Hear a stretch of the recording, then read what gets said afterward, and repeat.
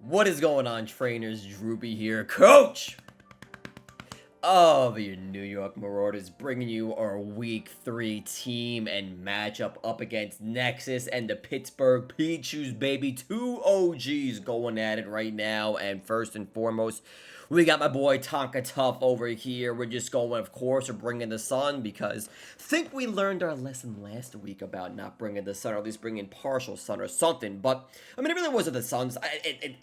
Just get the freaking thing here. We got our boy Torque over here, pure special wall. He is Lava Plume, Earth Power, Stealth Rock, and Rapid Spin. And as you can see, Nexus' team is below me. It's going to be a weather war. You know Hippowdon is coming. That's going to be an absolute doozy. I am slower unless he goes absolutely insane and goes like 0 IV. I highly doubt he'll do that. But it's a possibility. So we will have the control in that aspect, but it's going to be a lot of switch. Tell you right now, I feel this game is going to be a lot of switching. A lot of trying to get momentum, get the weather up, get the weather switch, you know, there's going to be a lot of that going on. I want Stealth Rocks up ASAP because I don't think Cryogonal comes. Like, I don't think it's worth him bringing Cryogonal for the Rapid Spin. I'm literally Sun Galore, you know, literally everything on this team just destroys Cryogonal pretty much, so I don't think he's going to be bringing that. I think he knows that. I don't know if anything else could get rid of Hadzes on his team, unless like maybe Salmus has Defog, but even then, I don't know. My goal is basically, I'm gonna lead turn 1. I'm going Torkoal over here. No matter what he has, I'm bringing Torkoal. I'm getting those rocks up, because getting that chip damage on everything is gonna be a massive difference in between getting KOs or not getting KOs. I give you some examples as it goes with the team, but overall, that is why I just want to lead Torkoal. We have Lava Plume in the sun. We're going to try to burn something. If you lead Hippowdon, I'm still probably going to go Stealth Rock. We'll trade rocks there. And I think I could go a little more toe-to-toe with the rocks being up. The only thing, though, he has Sicilian Typhlosion, and I'm 99.9% sure that thing's going to go Terra Fairy because we have Brute Bonnet. We'll get into that in a bit, but giving Torkoal, giving Typhlosion the sun and getting, like, Choice Scarf eruptions off, that could spell bad news bears really quick. So we got to try to mitigate that a little bit, watch that, but overall I think Tonka is going to be just fine the way he is. We have Earth Power, just for a nice little coverage move in case Overcoil comes in, hit it with that.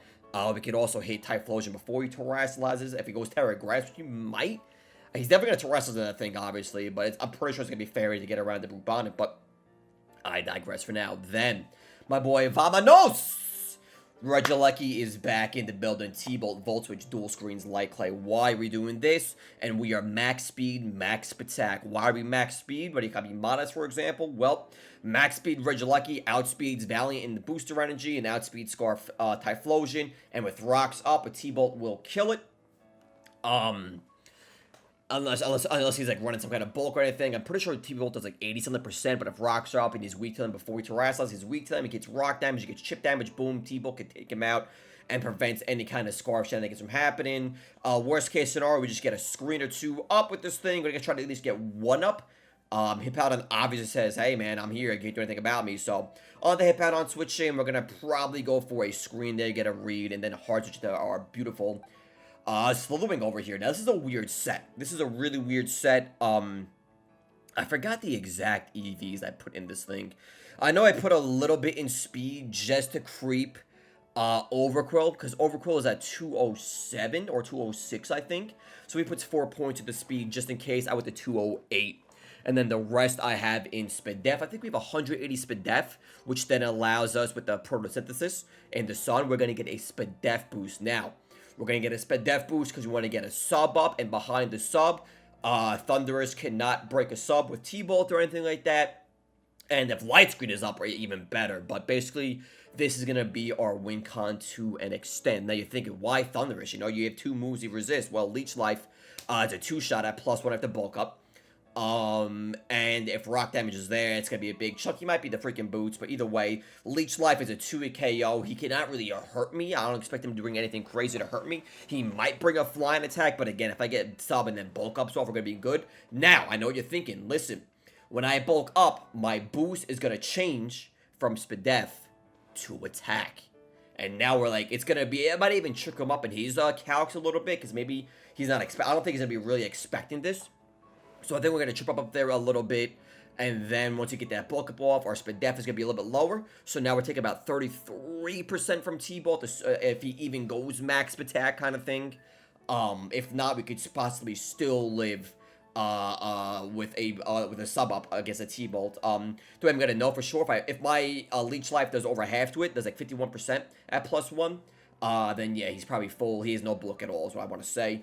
Basically, what happens, it's going to be a lot of switching, obviously. This is going to be against the Hippowdon. I sub up against Hippowdon, he brings whatever, I bulk up, and then I try to get a dual wing beat off to kill the Iron Valiant, or I just leech life, get my HP back, it's stab, just do big damage here, and then try to stick with this guy for sure.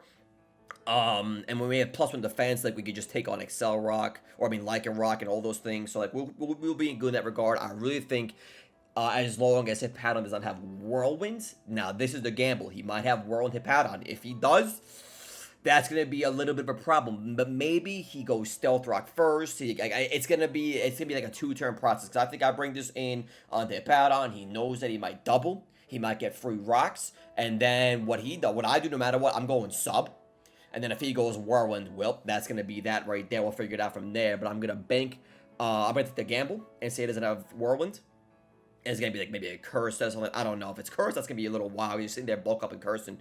But who knows? So that's what I'm doing right there. I really couldn't think of anything better to do with our boy Quinn Stefan over here. Just standard. Nothing crazy. We are a Lumberry in case we Thunderous comes in, goes for a T-Wave. Well, I Lumberry and hopefully I kill you. A Draco Meteor can definitely assure that kill if rock damage went off, assuming you're not crazy bulky. Hydro Steam would obviously do a good amount. The Sun. And then Dragon Pulse in case I don't want to lose my Spatak, you know? So this is just nothing crazy. Standard Walking Wake. We're going to get the special. We're going to get the speed boost of the special attack boost, as you can see. And then if any stats drops, if anything happens stat-wise, that will change. But nothing crazy there. Now, this is the mod I was torn on. My boy Klefki, my boy Jingles. I know he was Jiggy last week, but he's Jingles this week. This thing is actually pretty good against Valiant. It walls it pretty well, and I can like Draining Kiss it, get some damage on it, does over half. Like a Calm Mind set up against some Mons, you know, like a T-Wave if I have to, like a T-Wave the Valiant, like a T-Wave for Typhlosion Hisui. Bishop maybe, Salamanes, even if I get a T-Wave off of the Lycanroc, that is phenomenal. I originally had Sunny Day instead of Spikes as like a backup Sunsetter. And then I had lefties on. Oh, I saw lefties. Okay, so I saw the lefties, but I had Sunny Day in this. But honestly, I don't think I gotta go that hard with the Klefki here. Like he might obviously a powder could come in against this, but I just want to get layer of spikes up. Maybe I honestly might lead this just in case, see what he does. But I really want to go Torkoal, get my Sun up right away, force a Hippo in, maybe get a bulk up off going quickly, get my rocks up ASAP, and then see what we got going on. But your Calm Mind, your pure bulky wall here, you know, like if he goes Special Valiant, I could just lift some of his attacks as well. On the special side, but we're max HP, max defense, Draining Kiss, Calm Mind, T-Wave, and Spikes, baby. And then Brute Bonnet. This is another mon I was taught on. One of our Terra captains. I was Terra Dark. I was Terra Grass. I was Terra Fire. And I stuck with Fire. We are loaded dice. We are max HP, max attack. We are not worried about anything. I think at the end of the day, at some point, it's going to be Hisui and Typhlosion in this one-on-one. He's going to Terrasilize. I'm going to Terrasilize. I go Sucker Punch because I have to. Because maybe he... I don't know. I Sucker Punch there. And I hit him. He goes Fairy type. And then I do no damage there. Bullet Seed, I could definitely outpace him there. But basically, we ended up going Terra Fire just as a backup plan in case Eruption Typhlosion goes nutty.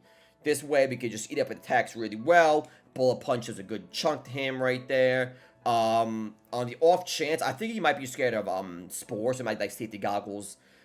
Bishop or something. And I had Close Combat instead of Terra Blast. And I had Spore there at 1.2. But I'm like, listen... I'm going to go Terra Blast here on the off chance Typhlosion goes Terra Grass to call a Spore. I highly doubt he will. I'm pretty sure he's going to go Fairy to resist the Sucker Punch stab. So, we just going to go Sucker Punch. He does whatever. I Terrasilize, he Terrasilize. I did the Fire Attack. Then I get a free Bullet. See, this thing also destroys Hippowdon, which is awesome. There's a lot of damage there. I have Synthesis to get some HP back. Terra Blast, Terra Fire for the Bisharp. And in case it does go Terra Grass on the Typhlosion.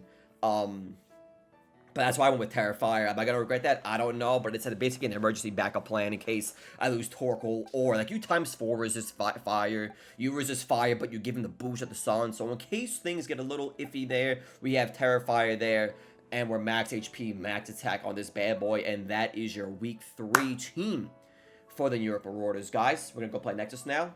Wish me luck, and I will see you guys for the battle tomorrow. Stay beautiful, stay healthy, stay sexy. We'll see you soon. Fancy outro, yeah. Was that good?